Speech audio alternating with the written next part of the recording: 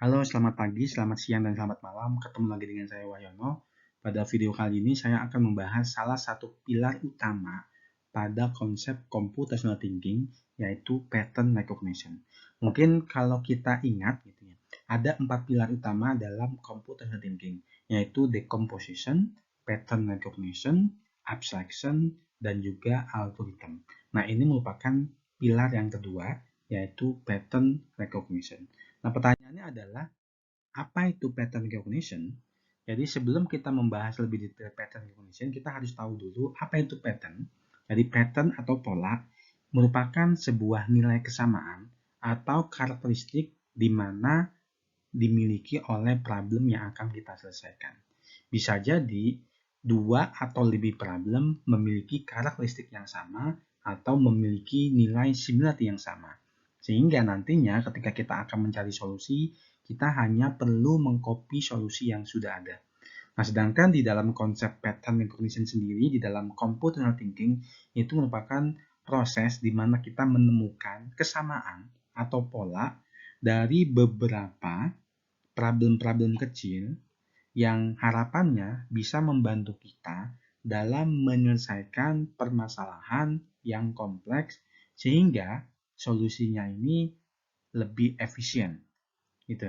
Jadi bisa jadi ketika kita membagi problem menjadi beberapa subproblem, nah di antara beberapa subproblem ini ada yang memiliki karakteristik atau similarity yang sama.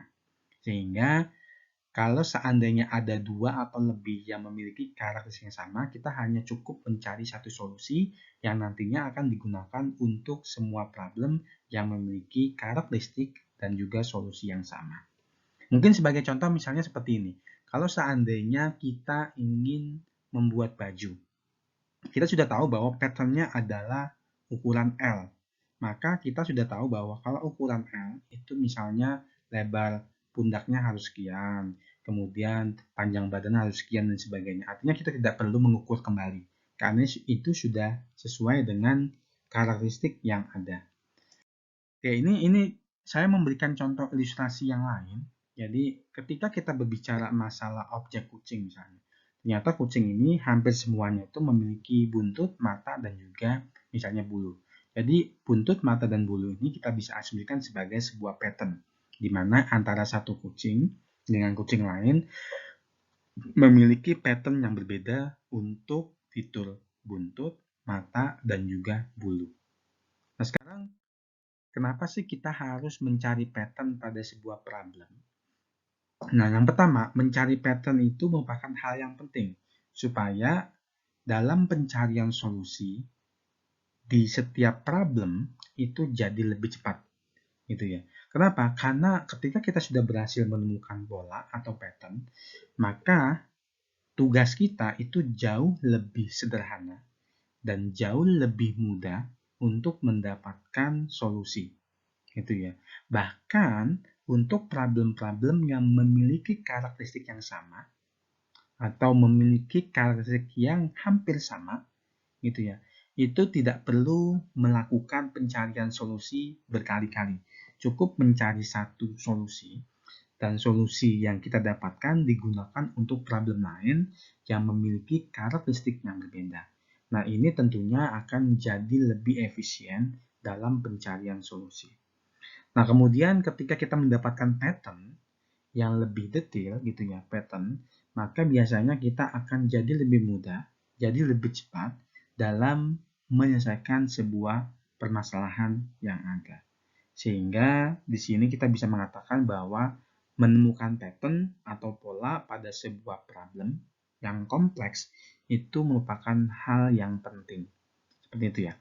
Nah, sekarang di dalam pattern recognition sendiri atau pengenalan pola itu kita biasanya mencari gitu ya. Mencari pattern itu di antara setiap individu problem atau di antara problem-problem yang lebih kompleks. Itu ya. Jadi misalnya kalau kita menggunakan konsep decomposition, kita punya problemnya diperkecil jadi subproblem. Nah, masing-masing subproblem ini kita bisa mencari pattern apakah ada, memungkinkan atau tidak. Nah, nanti kita akan mencoba pattern juga untuk problem yang lebih kompleks. Nah, ini yang disebut sebagai pattern recognition. Oke, ini mungkin contoh ilustrasi yang lebih mudah gitu ya.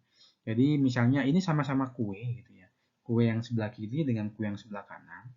Nah, kalau kita lihat pattern-nya atau polanya itu sama-sama dibutuhkan ini ya. Misalnya dipanaskan dengan oven. Meskipun detailnya berbeda ya. Yang satu dengan 190 derajat, yang satu 180 derajat. Tetapi pattern-nya adalah sama-sama dipanaskan. Nah, kemudian pattern yang kedua itu adalah dipanggang, bake. Yang kiri itu selama 25 menit, yang kanan ini 30 menit, sama gitu. Dan pattern yang ketiga ini adalah dilakukan penggabungan, mixer ya gitu ya.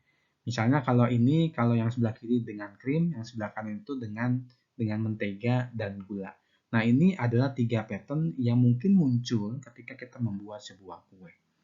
Dan yang terakhir, di dalam sebuah problem, ada memungkinkan sekali kita mendapatkan lebih dari satu pattern.